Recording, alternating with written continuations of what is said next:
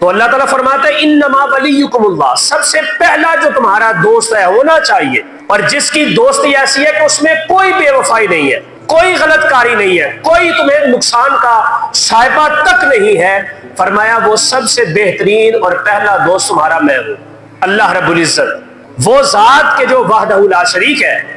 وہ ذات کے جو مستحق عبادت ہے، وہ ذات کے جس کی تعریف کی جانی چاہیے، وہ ذات کے جس کے ساتھ ہمارا تعلق مضبوط ہونا چاہیے، اور یہ وہ ذات ہے کہ جس نے ہمیں بنایا ہے، ہم اس کے محتاج ہیں، وہ ہمارا محتاج نہیں ہے، اور کل کو ہم نے اسی کے حکم کے مطابق واپس اسی کی طرف ہم نے لوٹ کے چلے جانا ہے۔ تو پہلا دوست ہمارا جو سب سے مفید اور بہترین ہے وہ کون ہے؟ اللہ رب العزت کی ذات۔ اللہ کے علاوہ جو مختلف قسم کی شرائط اگر پائی جائیں تو پھر دوست بن سکتا ہے، وہ باتیں آگے ہیں،